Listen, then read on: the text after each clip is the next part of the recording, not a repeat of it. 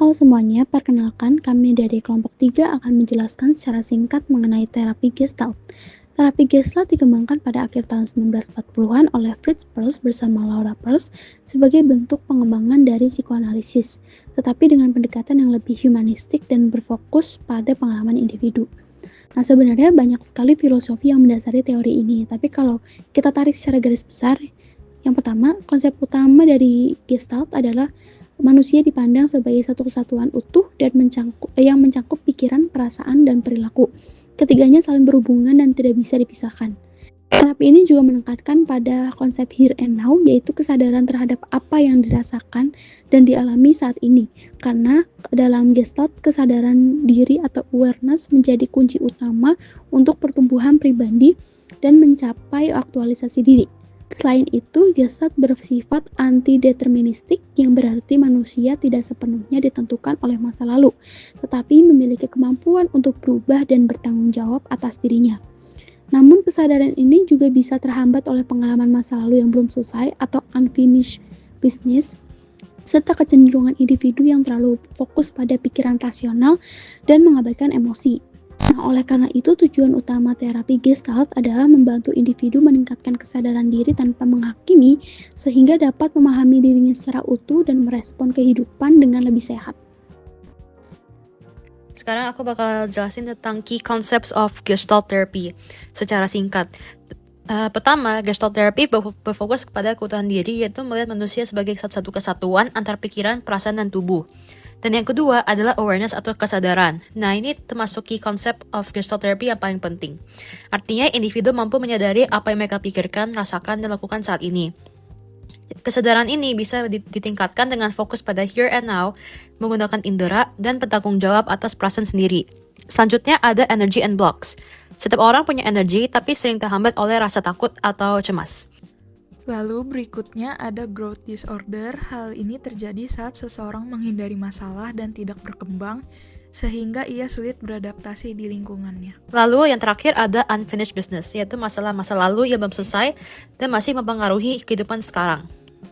Nah, untuk peran konselor dalam Gestalt therapy itu adalah menciptakan suasana yang aman, membantu klien fokus pada saat ini, dan meningkatkan kesadaran diri mereka. Tujuan untuk Gestalt therapy adalah agar klien bisa membuat pilihan yang lebih baik dan menjadi diri yang lebih autentik.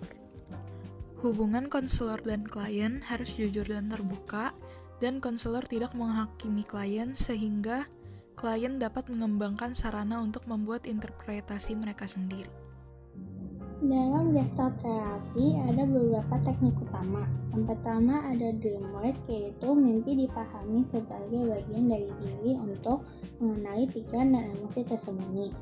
Yang kedua, empty chair, yaitu dialog imajinasi dengan orang lain atau diri sendiri untuk memahami konflik. Yang ketiga, confrontation. Terapis membantu klien menyadari ketidaksesuaian antara kata dan perilaku. Yang keempat, making the rounds, yaitu digunakan dalam kelompok untuk melatih ekspresi diri secara langsung. Yang kelima, I take responsibility, kalian belajar bertanggung jawab atas perasaan dan pikirannya. Yang keenam, exaggeration, melebihkan ekspresi untuk memperjelas emosi. Lalu selanjutnya ada may I fit your sentence, yaitu terapi membantu dengan kalimat agar kalian lebih mudah mengungkapkan perasaan. Yang keenam ada role play, bermain peran untuk memahami emosi dan situasi. Lalu ada penerapan. Gestalt terapi membantu memahami hubungan pikiran, emosi, dan perilaku. Digunakan untuk masalah seperti stres, kecemasan, trauma, dan hubungan baik dalam konseling individu maupun kelompok. Lalu ada multiculturalism. Pendekatan ini cocok untuk yang sulit mengungkapkan perasaan secara verbal, tapi bisa kurang nyaman bagi yang terbiasa menahan emosi. Lalu ada contribution, fokus pada pengalaman langsung dan kesadaran diri, membantu individu memahami diri dan berkembang. Yang terakhir ada limitations, butuh terapis yang terampil, bisa terasa intens dan kurang fokus pada diagnosis serta pengukuran psikologis. Berikutnya adalah dialog. Dalam Gestalt, dialog harus jujur dan autentik, sehingga klien bisa diajak mengekspresikan perasaan secara langsung, bahkan lewat cara kreatif seperti tertawa atau bergerak.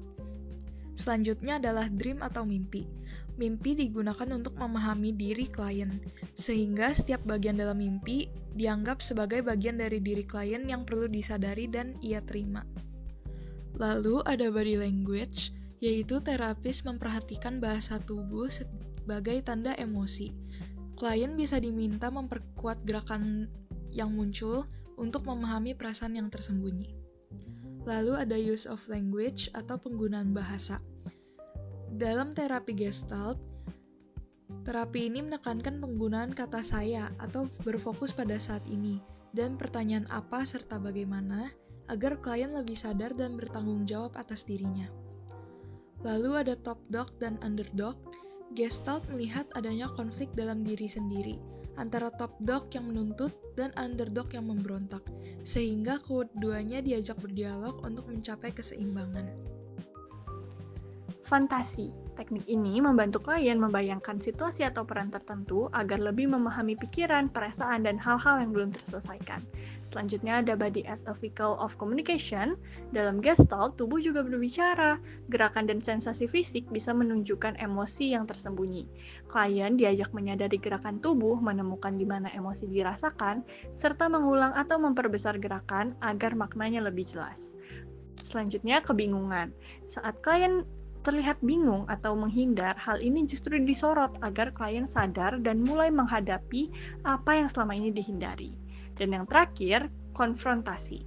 Terapi secara empatik menantang klien untuk melihat kenyataan dalam hidupnya, sehingga kesadaran diri bisa meningkat.